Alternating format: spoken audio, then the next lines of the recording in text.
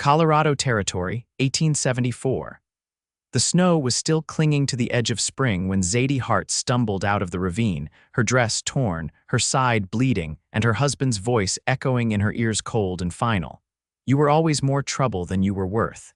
He had left her for dead. Zadie made it 3 more steps before her knees gave out.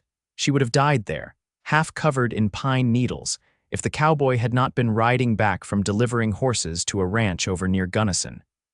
He had not planned to take the ridge trail, it was too narrow and known to slip and thaw. But something had pulled him off the main road, and when he saw her crumpled form, he dismounted without a second thought. "Hey, ma'am." His boots crunched in the frost as he knelt beside her. His voice was deep, steady, and a little hoarse from the cold. "You alive?" Zadie's lips moved, but no sound came out. He slid his arms under her, lifting her like she weighed nothing. "You hold on now, you hear me?" She faded out before she could answer. When she woke, it was to the smell of wood smoke and stew. Her ribs ached, her side burned. She tried to sit up but winced, her hand pressing to bandages beneath a borrowed shirt. "You should not move yet," a voice said. She turned her head sharply. A man sat at the corner of the small cabin, sharpening a knife against a leather strap. He looked to be in his late 20s, tall and broad through the chest, with dark blonde hair that curled a little at the ends. His shirt sleeves were rolled up, and his hands were rough and calloused. Zadie's throat was raw. "Where am I?" "Couple miles north of Silverton," he said. "My place."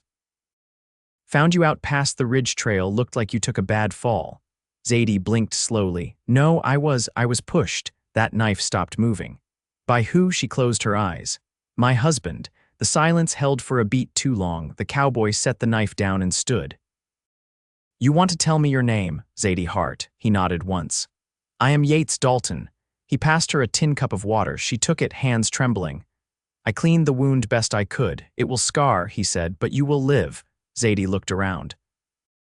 The cabin was simple hewn log walls, a table near the hearth, a narrow bed she now occupied. "Why did you help me?" he shrugged. "Because someone should have." Over the next few days, she healed slowly. Yates never asked for more than she was ready to give. He fed her, changed her bandages, and gave her space. But he was always nearby, whittling by the fire, chopping wood, or working with the horses out back. On the 4th morning, Zadie sat at the table while he stirred coffee on the stove. "I had a son," she said quietly, "and a daughter, twins." "They are 5. Yates turned to her, still holding the spoon. "Where are they?" Her throat tightened. "My husband took them." "What is his name?" Zadie wrapped her arms around herself. "Illy Hart. He was a ranch foreman near Durango. Said I asked too many questions. Said I embarrassed him." Yates's jaw flexed. He poured her coffee, setting it gently in front of her. "They are named Tate and Tessa," she whispered. "I do not even know where he took them." Yates sat beside her. "We will find them." She looked at him, tears stinging her eyes. "Why would you help me?" He met her gaze, steady as stone. "Because someone should have." By the next week, she was walking again, slow and steady. Her cheekbones stood out more than they should have, and her hands still trembled when winter wind blew in through the eaves. But she was alive, and when she looked at Yates, something inside her steadied. One night after supper, she stood beside him as he brushed down his gelding. "I do not understand you," she said. He glanced over. "You saved me. You are still helping me." "You do not even know me." "I know enough." She leaned against the post, arms crossed. "You are not like other men." Yates gave a quiet laugh. "I have been called worse." Zadie smiled for the first time in a long time, he noticed. 2 days later, a trader passing through town brought word. Illy Hart had been seen headed east toward Kansas with 2 children in tow. Zadie's breath caught. "That is them, Tate and Tessa." Yates nodded. "Then we ride." She looked at the sky, snow still melting off the pines. "It is far." "I do not care." She blinked hard, fighting the swell of emotion. "You do not have to, I do." The journey took 6 days. They rode hard, stopping only to sleep and water the horses. Zadie refused to fall behind, though her muscles ached and her side flared with each gallop. Yates never let her falter. He always rode beside her, always watched her face, always helped her down with hands that were strong but never rough. On the 7th morning, they found them. The children were in a church orphanage in Dodge City. The pastor said a man had dropped them off, claiming their mother had died from fever. He said he would be back in a week. the pastor explained, but it has been 2. Zadie dropped to her knees as Tate and Tessa ran into her arms. "Mama," they cried together, clutching her dress. She held them so tight they squeaked. Yates stood back, watching, a quiet smile on his face. Zadie looked up at him, eyes shining. "Thank you." He gave a small nod, but there was something in his eyes, something deep and unspoken. She saw it, and she felt it too. They returned to Colorado different than they left. The children rode with them now, Tessa beside her, Tate sometimes on Yates's saddle. The cabin felt warmer with 4. Zadie cooked again. She laughed again. And sometimes, when the children were asleep, she and Yates sat close by the fire, knees brushing, words soft. One night he reached for her hand. She let him. "Do you still feel like I am a stranger?" he asked. She looked at their fingers twined together. "No," he smiled, slow and quiet. "Good." Zadie leaned her head on his shoulder. She had never felt safer. By late summer, the mountains had turned the color of old bronze, and the wind carried more pine than snow. The cabin, once spare and quiet, now held the murmur of children's feet and the low hum of a life pieced back together. Zadie had begun stitching again, mending shirts, letting out hems, patching knees worn thin from play. Her fingers remembered the work like an old tune, and it grounded her more than she expected. She found herself watching Yates when he didn't notice, when he was cutting fence posts, or murmuring low to the horses, or carrying Tessa on his shoulders as she shrieked with delight. There was something in the way he moved, steady and sure, like the earth had never once slipped beneath his boots. One morning, while Tate and Tessa collected pine cones in the slope behind the barn, Zadie stood at the table sorting through the last of the flour. The bag was low. Yates came in, dust on his sleeves, and hung his hat on the peg by the door. "We'll need to ride into town soon," she said, not turning. He stepped beside her, eyeing the bag. "I figured we can go first thing tomorrow." "I could go," she offered. "You've been working enough." His brow lifted. "You want to ride into Silverton alone?" She glanced at him, a little smile tugging at her mouth. "I reckon I can manage." "You could," he said, "but I'd rather come with you." She gave a soft hum, brushing flour from her fingers. "You don't like letting people do for you, do you?" "I do just fine letting folks do for themselves, but I like knowing you're safe." Zadie looked at him, then really looked. The quiet way he said it, not as a claim but as a truth, settled something inside her. That night she found Tessa asleep across Yates's lap, her thumb in her mouth and a pine cone clutched in her fist.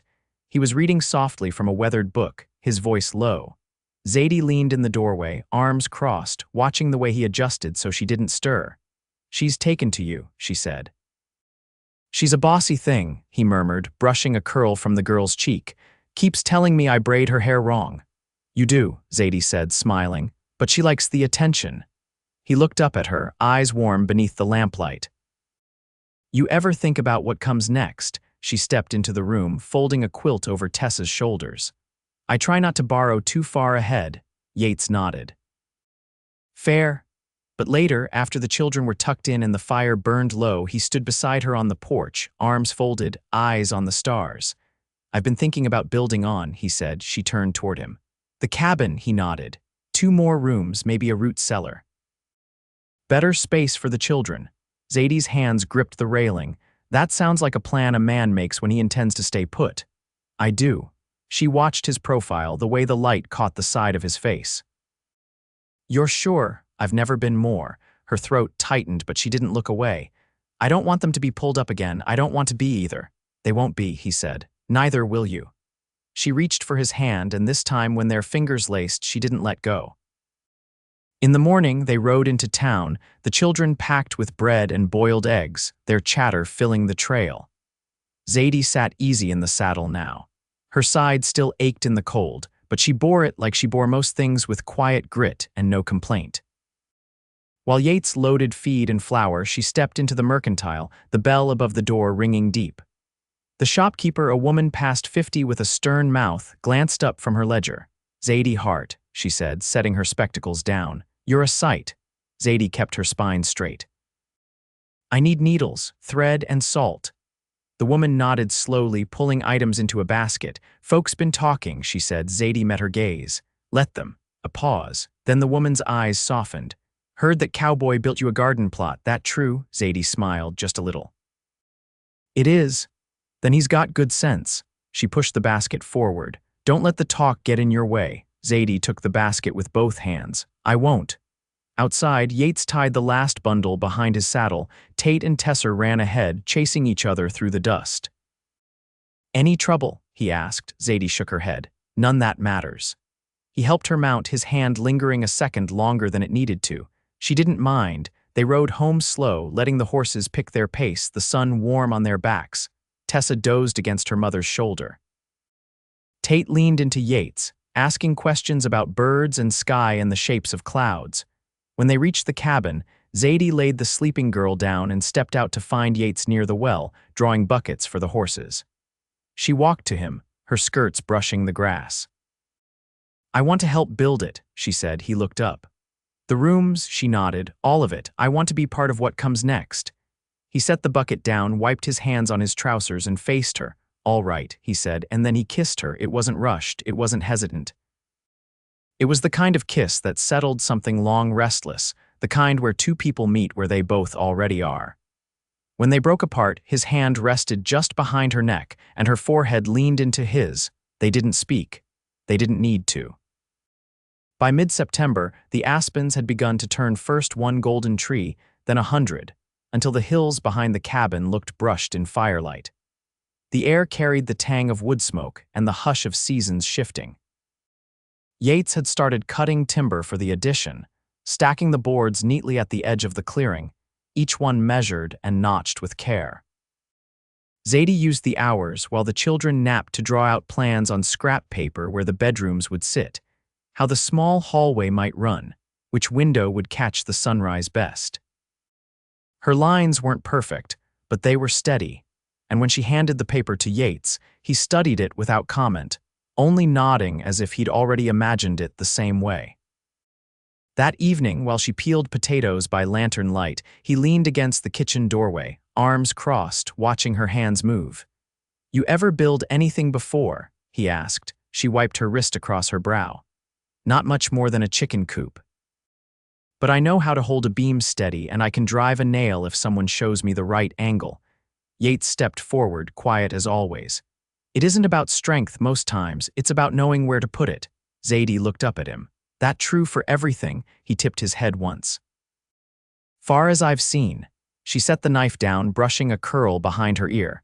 I've been thinking about what I want to do once the rooms are finished. He waited, patient and open. I want to teach the children letters, numbers too, maybe others if they'd come.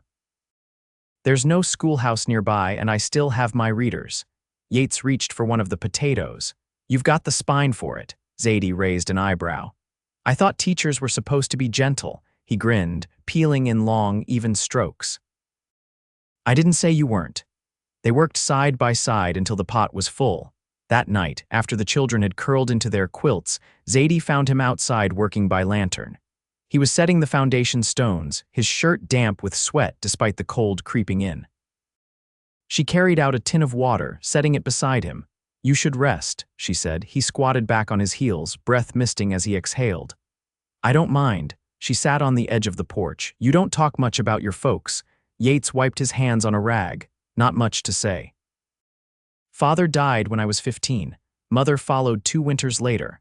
After that, I drifted for a while, found work where I could. Zadie pulled her shawl tighter. You ever think about leaving this place? Used to, he said. Now I think about fences and stoves and mending boots before winter.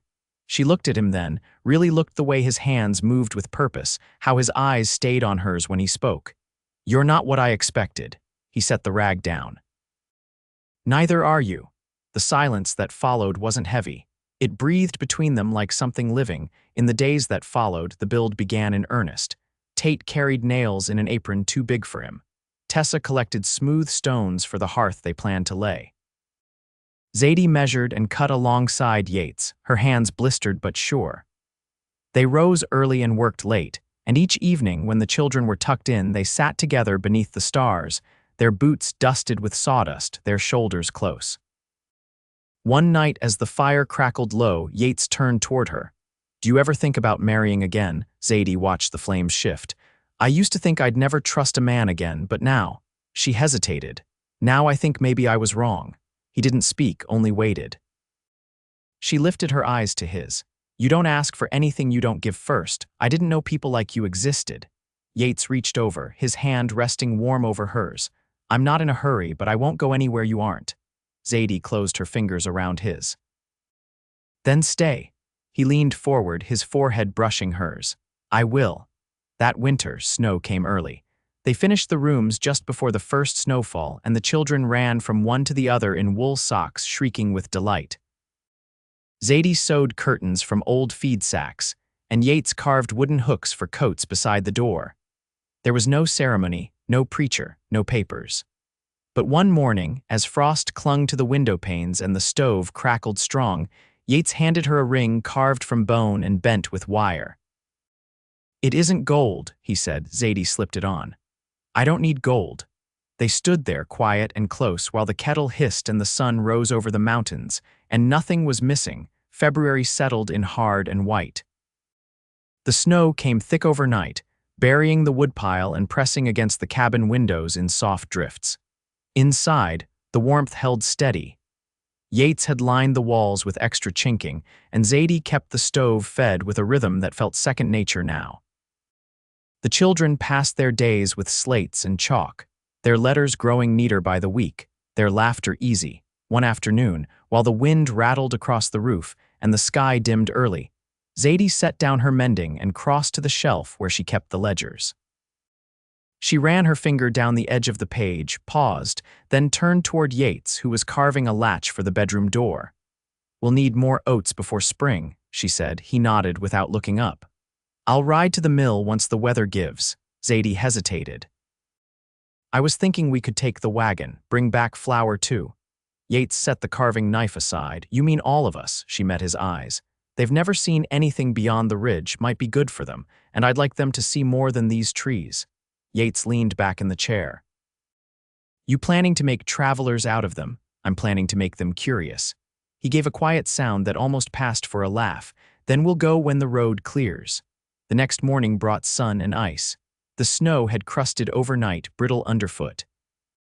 Zadie stepped outside with a pail and almost lost her footing near the well. Yates caught her elbow before she could fall. You walk like you're still in Denver, he said, steadying her. I never lived in Denver. Could have fooled me. She looked at his hand still on her arm. You always this quick, or just with me? Just with you. Later that day, as the children napped and the fire warmed the floorboards, Yates sat sharpening the knives while Zadie stitched a hem along an old muslin shift. Her thread paused halfway through. Did you ever think about leaving the territory? She asked. I did, once. What changed? He tapped the blade lightly against the whetstone. I stopped looking for something better. She waited, letting the silence breathe. I kept thinking home had to be somewhere out there, he said. Turns out it was just someone. Zadie set her sewing aside. You don't say things like that often. I don't say things I don't mean. That night, the wind stilled. The sky cleared and stars cut through the dark so sharp they looked hammered into place. Zadie stood at the window, one hand resting on the sill, eyes fixed on the moonlit trees. Behind her, Yates stoked the coals. You still have your old name, he said. She didn't turn. It's the only name I've ever had. It doesn't have to be. Zadie turned toward him, her face unreadable in the low light. I'm not asking you to stop being who you are, he said. Just offering a place to rest with it. She watched him for a long while, then walked across the room and picked up his hand. You giving me your name, Yates Dalton? He nodded once. If you want it. Zadie pressed his palm to her chest. Then yes. The following week, they hitched the wagon. The snow had melted enough to leave long ruts and slush, but the trail held. The children rode in back, wrapped in quilts, pointing out elk tracks and hawks overhead. They stopped at the edge of a frozen stream, and Yates lifted Tessa down so she could watch the water curl beneath the ice. Zadie stood beside him, the cold rising through her boots. They're going to remember this, he glanced at her. So will I. At the mill, they traded wool and dried apples for 2 sacks of oats and a barrel of flour. The man behind the counter asked if they were settling near town. Outside Silverton, Yates answered. Built our place up past the gulch. The man nodded. You're not the first to try that land. Most folks give up by the second winter. Zadie rested her hand on the counter. We're not most folks. On the ride home, the sun dipped low and painted the trees in long streaks of orange. Tate fell asleep against the barrel of flour, and Tessa leaned into her mother's side, humming a tune she made up under her breath. Yates drove the wagon with one hand, the reins easy in his grip, his other arm around Zadie's shoulders. They didn't speak. The quiet between them was full. When they reached the cabin, Yates carried the children in one by one. Zadie lit the lantern, her movements practiced, sure. She turned to find him standing in the doorway, snow on his collar, watching her like he was still learning her every day. "What?" she asked. He stepped forward, brushing the snow from his coat. "Just thinking how a man can come to love a place." She leaned into him, her voice low. "This isn't just a place." He kissed her once, slow and solid, and she let her hand rest where his heart beat steady beneath the flannel. Outside, the wind picked up again, but inside, the warmth held, and nothing needed fixing. By March, the thaw began in earnest. The stream behind the barn ran muddy and fast, fed by melt from the higher peaks. The sap rose in the pines, and the first shoots of green pushed through the frostbitten earth like small, stubborn promises. Zadie bent over the softening soil in the garden plot, her sleeves rolled and her palms caked with dirt. She had planted rows of turnips and onions, and now worked the corner where she meant to try carrots. Tessa sat nearby, tracing patterns in the earth with a stick, her bonnet slipping sideways. Yates leaned against the fence, watching Zadie's fingers move with quiet precision. "You always this patient with what doesn't show itself right away?" he asked. Zadie pressed the heel of her hand into the dirt. "If I wasn't, I'd never have stayed alive long enough to get here." Yates knelt beside her, not touching, just close. "I was thinking we could dig a second plot come summer, maybe try corn." She looked sideways at him. "You planning to keep feeding half the county?" He smiled, slow and genuine. "No, just the four of us, but I like the idea of extra." Behind them, Tate called from the porch.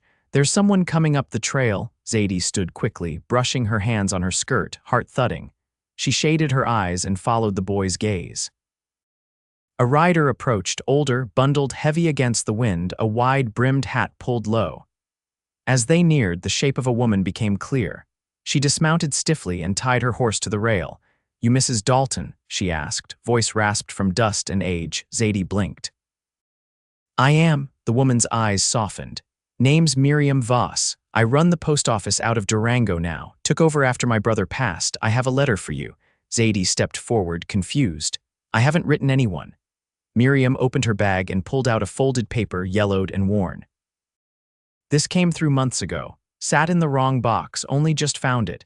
Zadie took it, hands steady. The seal was broken, the paper creased at the corners. She read it once, then again. Her breath caught. Yates stepped forward. "What is it?" Zadie looked up. "It's from a woman named Clara.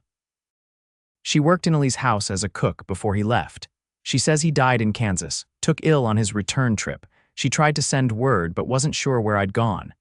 Yates studied her, quiet. Zadie folded the paper slowly. "She says he spoke of the children at the end. That he regretted what he did." Yates's voice was low. "Does it change anything for you?" She shook her head. "No, but I'm glad to know it's over, that part of it." Miriam tipped her hat. "I'm sorry to bring hard news, but I thought you ought to know." Zadie nodded once. "Thank you for carrying it all this way." After Miriam rode off, Zadie stood a long while at the edge of the clearing, the letter pinched in her hand. Yates didn't speak, just waited. Finally, she turned to him. "I don't feel angry. I thought I might, but I don't." He stepped closer. "You don't have to feel anything you don't want to." Zadie let out a breath that had been caught for years. "I want this life, that's all." That evening, she lit a taper and burned the letter in the hearth. The smoke curled upward and was gone. Spring settled in soft and slow. The chickens laid regular, and the roof never leaked, though Yates still checked it after every rain. The school Zadie spoke of took shape. A neighbor's boy came first, then 2 girls from a ranch farther down the valley. She taught them in the mornings, using her old primers and slate boards, and Tessa sat among them, proud and serious. Yates built a bench beside the door, his initials carved in one side, hers in the other. He dug fence posts with Tate, who was growing lankier by the week, and let him hold the hammer when the nails were long. One evening, when the sky bloomed orange and the smell of lilac drifted through the cabin door, Zadie stood behind Yates as he dried his hands at the basin. "I want to marry you proper," she said. He turned. "I know we've made our vows in our way," she continued, "but I want to stand before the neighbors. I want the children to see it, to know it's a thing to be proud of." Yates studied her face. "You sure?" She nodded. "I've never been more." The wedding was small, held in the clearing beside the garden. Miriam Voss came, and the children from the school brought wildflowers. A preacher from Silverton read the words, and Zadie wore her best dress, the hem let out and the sleeves mended neat. Tessa cried halfway through and clung to her mother's skirt. Tate stood tall beside Yates, his chin lifted like he meant to protect them all. When the vows were spoken, and the rings exchanged simple bands of forged iron, Yates kissed her gently, his hands steady at her waist. The applause was quiet, more of a murmur, but it was all they needed. That night the cabin glowed with lamplight and the low sound of fiddle music from a borrowed player. Zadie leaned into Yates by the fire, her feet bare, her braid falling loose over one shoulder. "I never thought I'd be happy again," she said. Yates brushed his thumb along her cheek. "You are." "I am," she said. They sat that way long after the children had gone to sleep, the fire a low hush beside them, the night full of breath and belonging. Years passed. The school grew. A second room was added, then a third. Zadie taught through the seasons, her lessons marked by the tilt of the sun through the windows. Yates took on work from neighbors, fixing roofs, raising barns, and always came home in time for supper. Tessa grew tall and sharp-eyed, her questions endless. Tate built a wind vane from scrap wood and mounted it on the barn. The valley knew them as a family. No one ever questioned it. One summer, while Yates repaired the porch steps and Zadie stitched a quilt from worn flannel, he looked up and said, "There's peace in this place." Zadie rested her hand on his knee. "There's peace in you." And it was true, the grief that had shaped them softened, but it never disappeared. It lived in the corners, in the way they held each other a little longer on cold nights, in how Yates watched the door until both children were safely home. But it no longer ruled them. They had built something stronger, something that held. And they lived that way together, whole and deeply loved for all the years that followed.